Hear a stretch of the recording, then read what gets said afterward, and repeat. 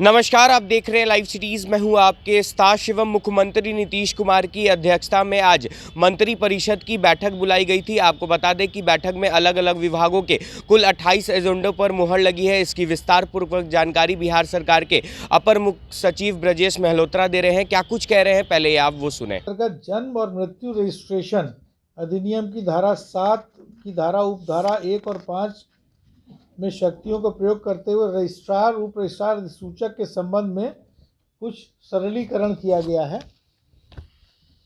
जिसमें सहायक सांख्यिकी पदाधिकारी रजिस्ट्रार अब रजिस्ट्रार जन्म और मृत्यु हो जाएंगे। प्रखंड सांख्यिकी पदाधिकारी भी रजिस्ट्रार जन्म और मृत्यु होंगे और प्रखंड सांख्यिकी पदाधिकारी रजिस्ट्रार जन्म और मृत्यु होंगे।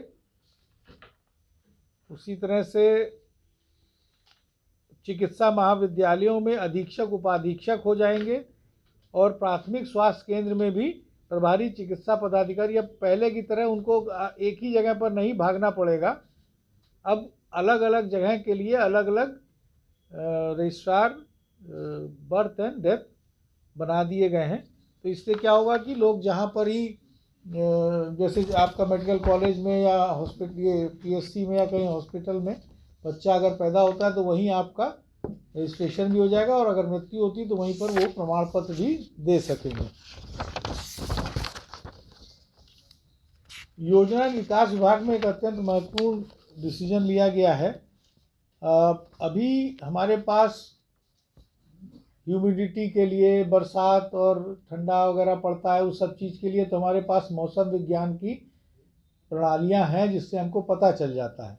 लेकिन कोहरा, फॉग और कोल्ड वेव को डिटेक्ट करने का कोई हमारे पास वो नहीं है, क्या नाम है, सॉफ्टवेयर कहिए या उसकी कोई प्रणाली नहीं है।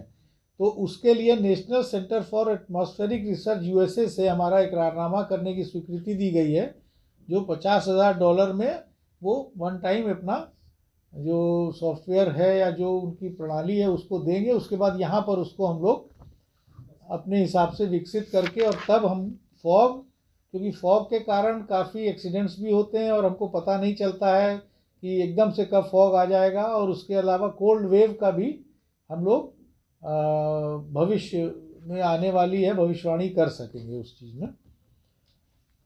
नालंदा खुला विश्वविद्यालय के विभिन्न भवनों के निर्माण के लिए पुनरीक्षित प्राक्कलन 1,20,00,000 रुपए का स्वीकृत किया गया है। और एक महत्वपूर्ण डिसीजन हुआ है जो कि सुप्रीम कोर्ट के उससे भी आच्छादित है। माध्यमिक एवं उच्च माध्यमिक विद्यालयों में समावेशी शिक्षा के लिए जो दिव्यांगता प्राप्त ये हैं बच्चे हैं, उनके लिए अभी हम लोग को पढ़ाने के लिए कोई अलग से स्पेशल एजुकेटर्स नहीं होते हैं, तो उसके 270 पदों का सृजन किया गया है ताकि जो लोग दिव्यांगता प्राप्त बच्चे हैं, उनको, कुछ लोग मेंटली रिटार्डेड होते हैं, कुछ लोग आँख से नहीं देख पाते हैं या लोकोमोटिव होता है या स्पीच का या कान के, तो उसके लिए अलग अलग स्पेशलिस्ट होते हैं।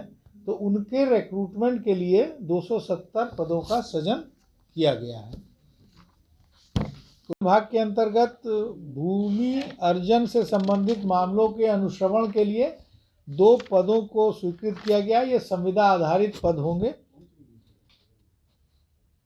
तारामंडल से ज्ञान एवं विज्ञान संग्रहालय दरभंगा के लिए कि जो सृजित पद हैं उनको Bihar council of science and technology Patna के अंतर्गत किया गया है। उसके बाद उद्योग विभाग के अंतर्गत फतुआ में messrs Tejas iron and steel private limited को 3 lakh metric ton per annum की क्षमता का टीएमटी और टीओआर इकाई के लिए प्रोत्साहन राशि की स्वीकृति दी गई है। भवन निर्माण विभाग के अंतर्गत जो मॉडल विधायक आवास हैं उसमें से अभी 201 आवास बनना शेष रह गए हैं, जिसको की कार्य जारी है और पुराने जो कॉन्ट्रैक्टर थे उनको ब्लैकलिस्ट करके उनको हटा दिया गया है और नया कार्य के लिए पुनरीक्षित प्राक्कलन 29,06,70,000 रुपये का स्वीकृत किया गया है। इसी प्रकार नगर विकास विभाग में नमामि गंगे प्रोग्राम, जो कि 100% केंद्र प्रायोजित योजना है, उसमें सुपौल नगर परिषद में इंटरसेप्शन एंड डाइवर्जन तथा सीवेज ट्रीटमेंट प्लांट STP इत्यादि के लिए 60,14,00,000 रुपये स्वीकृत किए गए हैं।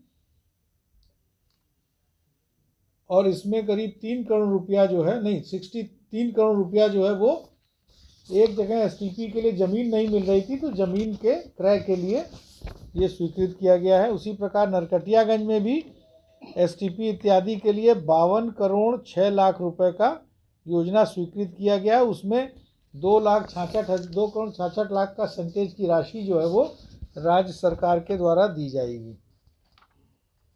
के अंतर्गत 3 जिलों में कई लेवल क्रॉसिंग और ROB इत्यादि के लिए 238,53,39,500 रुपये की राशि स्वीकृत की गई है, उसकी प्रशासनिक स्वीकृति। और उसमें करीब कितने हैं, दरभंगा में है, कुछ पश्चिमी चंपारण में है, बेगूसराय में, अलग अलग स्कीम्स हैं जिसका कि डिटेल्स है।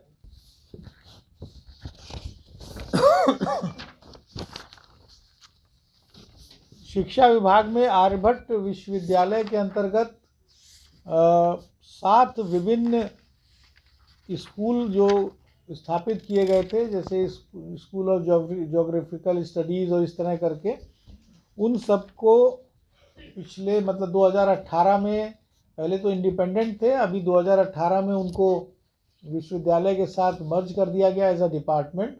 और अब उनमें 201 पदों के सृजन की स्वीकृति आज दी गई है, जिसमें शिक्षक और पदाधिकारी कर्मचारी सभी लोग रहेंगे। संसदीय कार्य विभाग के अंतर्गत विधानमंडल के दोनों सदनों के सत्तारूढ़ दल के मुख्य सचेतक, उप मुख्य सचेतक और सचेतक गण तथा विरोधी दल के मुख्य सचेतक, इन लोग को पहले HOR की सुविधा होती थी, जिससे कि रेल से ही ये लोग कहीं भी जा सकते थे। HOR होता है हाई ऑफिशियल रिक्विजिशन। तो इन लोग काफ़ी वो था कि भाई अब तो रेल तो बहुत ज़्यादा लोग चलते नहीं हैं, वायुयान से चलते हैं। और बाकी जो वो उसी दोनों सदनों के जो माननीय सदस्य हैं, उनको HOR के अलावा, HOR नहीं, बट 4 लाख रुपए का पास के हिसाब से मिलता है, रेल का मिलता है वो, और वायुयान के लिए उनको रिम्बर्समेंट होता है। तो अब उनको ये विकल्प दिया गया है कि आप चाहें तो HOR ले सकते हैं, या जो सामान्य सदस्य हैं विधानमंडल के, उनकी भांति आप उनकी तरह से आप रेल और विमान का HOR नहीं है, या तो HOR ले, या उसका जो ये बोलते हैं क्या कहते हैं, रिम्बर्स करने का, या उसका जो पास मिलता है वो ले सकते हैं, दोनों में से एक। और वो अपने नियुक्ति के 1 माह के अंदर उनको ये विकल्प देना पड़ेगा। और जो पहले से हैं सचेतक वगैरह, तो उनको इस अधिसूचना की घोषणा के बाद, अधिसूचना के बाद जो है वो 1 माह के अंदर अपना विकल्प दे सकेंगे। नेशनल काउंसिल जो है, राष्ट्रीय आयुर्विज्ञान आयोग जो है, उसने ये पूरे देश भर के लिए एक नियमन दिया है कि इस तरह से किया जाए, उसी के आधार पर ये किया गया है। और हाँ, तो लागू हो गया, तो ये हो गया इस सेशन से। अब जैसे स्नातक, इसके लिए भी यहाँ पर एक त्रिस्तरीय समिति गठित की गई है।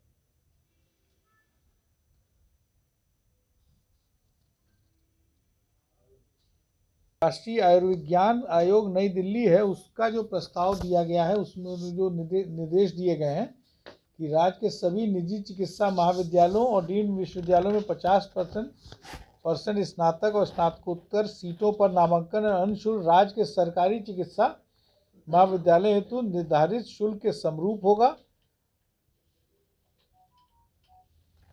ये मेन दिया गया है। और इसके हिसाब से एक पूरा वो राज्य के जो सरकारी मेडिकल कॉलेज हैं उसके लिए शुल्क का निर्धारण भी इसमें किया गया है। वो आपको सर्कुलेटेड है, आप देखिए ना, पॉइंट नंबर 13 का जो डिटेल भाग में बिहार राज्य मानसिक स्वास्थ्य एवं संबद्ध विज्ञान संस्थान जो कोलेवर में है, नियमावली 2005 के नियम 4 में संशोधन की स्वीकृति दी गई है। उसमें क्या था कि पहले ये जो नियमावली बनी थी ये 1947 से पहले का था वो सब। तो उस समय कुछ लोग बंगाल के भी इसमें थे, कुछ उड़ीसा के लोग थे और आयुक्त और सचिव के उस पर जो है पूरा गठित थी। तो अब इसका गठन जो है वो माननीय मंत्री स्वास्थ्य विभाग इसके अध्यक्ष होंगे, अपर मुख्य सचिव स्वास्थ्य विभाग उपाध्यक्ष होंगे और फिर कई उसमें सदस्य हैं जो कि ये समिति है जो कि संस्था के स्वासी संस्थान होगा और प्रबंधन समिति में निहित होगा। ये पूरा जो स्वासी निकाय की जो समिति बनी है उसको पूरा रिकास्ट किया है। पुरानी जो थी वो बहुत ही उसमें उड़ीसा और बंगाल के भी लोग थे, तो अब ज़रूरत नहीं है। रांची और झारखंड के भी लोग थे। सहभागिता भी है तो उनको सबसे ऊपर की श्रेणी में दिया जाएगा। तो इसी तरह से अलग अलग श्रेणियों को विभक्त किया हुआ है, आप देख लीजिएगा। हाँ, उसी तरह सामान्य प्रशासन विभाग ने सुपौल जिला अंतर्गत 2022-23 के लिए आवास, वहाँ पर जो नया जिला बना था उसके बाद से कर्मचारियों पदाधिकारियों के आवास वगैरह नहीं थे, तो उसके लिए 51 करोड़ रुपए स्वीकृत किए गए हैं।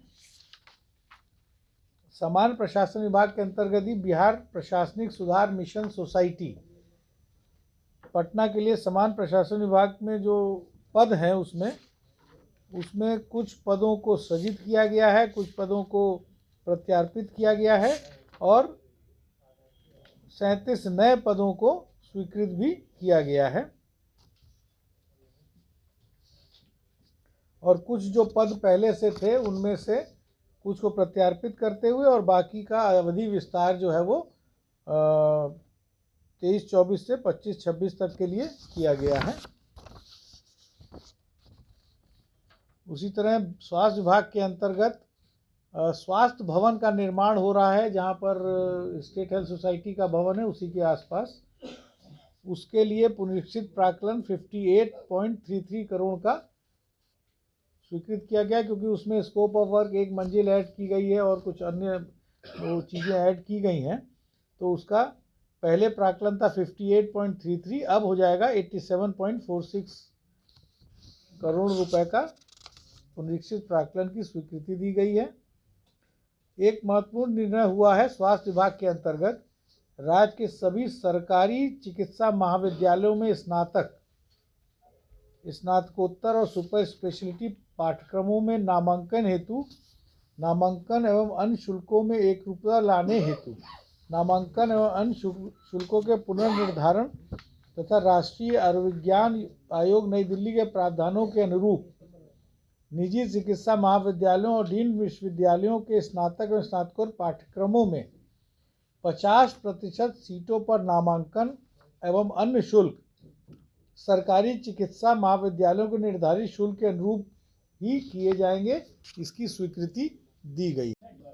जैसे जो एसडीओ और डीएसपी बनते हैं तो उसका बैचलर्स डिग्री है ना अर्हता, तो जो अर्हता है जिस पद के लिए, जिस पद पे जाएंगे उसके लिए अगर उनको पास अर्हता नहीं, मान लीजिए कोई 12th क्लास पास है और बहुत अच्छा खिलाड़ी है, तो उसको 5 साल का समय दिया जाएगा कि आप ग्रेजुएशन कर लें। यदि किसी की अर्हता कुछ और है तो उसकी अर्हता के लिए उनको 5 साल का समय दिया जाएगा, तब तक उनकी नियुक्ति कर ली जाएगी। प्रतिभावान उत्कृष्ट खिलाड़ी जिन्होंने अंतर्राष्ट्रीय प्रतिस्पर्धाओं में पदक प्राप्त किया हो, सहभागिता की हो और किसी राज्य की ओर से राष्ट्रीय प्रतिस्पर्धा में पदक प्राप्त किए हों की नियुक्ति हेतु विस्तृत प्रावधान किए गए हैं। ठीक है, ये है मेन। है गृह विभाग पटना द्वारा अधिसूचित किया गया, उसमें सिपाही संवर्ग, पुलिस अवर निरीक्षक संवर्ग, पुलिस उपाधीक्षक पद पर सीधी नियुक्ति की जा सकी। अलग अलग कैटेगरी के लिए है। सीधी भर्ती प्रक्रिया के अंतर्गत पदक विजेता सहभागिता प्राप्त करने वाले खिलाड़ियों के आवेदन सीधे तौर पर प्राप्त कर नियुक्ति की अनुशंसा किया जाना प्रावधानित है। और उत्कृष्ट खिलाड़ी किसी पद पर नियुक्ति हेतु निर्धारित शैक्षणिक योग्यता धारण नहीं करने के बावजूद भी नियुक्ति के पात्र होंगे, परंतु ऐसे खिलाड़ियों को 5 वर्ष के अंदर जो अर्हता है न्यूनतम वो प्राप्त करना होगा। फिर डिटेल है, डिटेल में आपको मिल जाएगा जो अधिसूचना निकलेगी। 11 बजे मंत्री बैठक हुई है जिसमें 28 एजेंडों पर स्वीकृति प्राप्त हुई है। जो प्रमुख एजेंडे हैं जिनमें स्वीकृति प्राप्त हुई है उसको मैं आपको बता दूं। उद्योग विभाग के अंतर्गत 28 गायब है।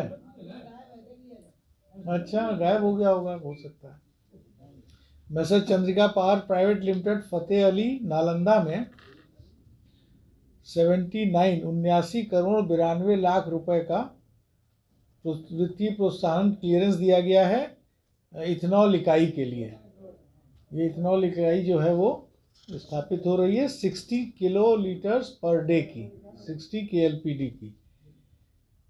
खाद्य उपभोक्ता संरक्षण विभाग में राष्ट्रीय खाद्य सुरक्षा अधिनियम के अंतर्गत जो डोर स्टेप डिलीवरी हो रही है खाद्यान्न की, उसमें डीलर्स के लिए और हताहलन के लिए यानी ट्रांसपोर्ट के लिए संचालन, उठाई धराई, डीलर्स मार्जिन इत्यादि में केंद्रांश की विमुक्ति अभी नहीं हुई है। तो केंद्रांश की विमुक्ति की प्रत्याशा में अप्रैल 2022 से नवंबर 2022 तक के लिए 455 करोड़ 54 लाख रुपए राज्य सरकार ने अपने मद से विमुक्त करने की स्वीकृति दी है। जयवर्धन गुप्ता तत्कालीन प्रखंड विकास पदाधिकारी को सरकारी सेवा से बर्खास्त किया गया है। पर्यटन विभाग के अंतर्गत जो निर्मित भवन है OP शाह सामुदायिक भवन माल सलामी जो गुरुद्वारा जी के बगल में है, उसकी जमीन जो ली गई है उसके मुआवजा की राशि 44 करोड़ 37 लाख रुपए की स्वीकृति दी गई है। पथ निर्माण विभाग में श्री उपेंद्र कुमार सिंह को CBI के द्वारा दर्ज जो मुकदमा हुआ था उसमें दोषी करार दिया गया, उसके आधार पर उनको सेवा से बर्खास्त किया गया है। ये पथ निर्माण विभाग में राजगीर पथ प्रमंडल में सहायक अभियंता थे। राजस्व एवं भूमि सुधार विभाग के अंतर्गत गजेटियर्स बिहार गजेटियर्स शोध पदाधिकारी संवर्ग नियमावली के अंतर्गत 2 पदों का सृजन किया गया है। एक पद है उप राज्य समन्वयक संपादक का और एक है संयुक्त राज्य संपादक का। 2 पदों का सृजन किया गया है। भूमि सुधार विभाग में राजस्व एवं भूमि सुधार विभाग में NHAI को पटना गया डोभी रोड के लिए 3.7 एकड़ जमीन जो है वो निःशुल्क हस्तांतरित की गई है, रोड के चौड़ीकरण जो हो रहा है उसके लिए। विधि विभाग के अंतर्गत भोजपुर जिला में पीरो अनुमंडल न्यायालय के लिए 6 एकड़ जमीन के अधिग्रहण के लिए 49.20 करोड़ रुपए की स्वीकृति दी गई है। अभी हाल में ही आपने देखा था कि बिग जैम करके डिस्ट्रिक्ट का जो वो हुआ था, all India district level athletics प्रतियोगिता जो हुई थी, उसमें बिहार उत्कृष्ट खिलाड़ियों की सीधी नियुक्ति नियमावली 2023 को स्वीकृति दी गई है। अब जो है वो क्लास 1 के जॉब में सीधे डिप्टी ये SDO और DSP और इन सब के रैंक में उन लोग की सीधी भर्ती हो जाएगी। और अगर उनका अर्हता जो है वो कम भी है तो भी भर्ती करने के बाद 5 साल का उनको समय दिया जाएगा कि वो जो निम्न अर्हता है उसको पूरा कर लें। तो आपने साफ तौर पे सुना, मंत्रिपरिषद की बैठक में अलग अलग विभागों के कुछ 28 एजेंडों पर मुहर लगी है। वहीं आपको बता दें कि कई विभागों में बम्पर बहाली भी निकाली गई है। बहरहाल अब बने रहे हमारे साथ। अगर आपने हमारे चैनल को सब्सक्राइब नहीं किया है तो जल्द से जल्द सब्सक्राइब कर ले। धन्यवाद।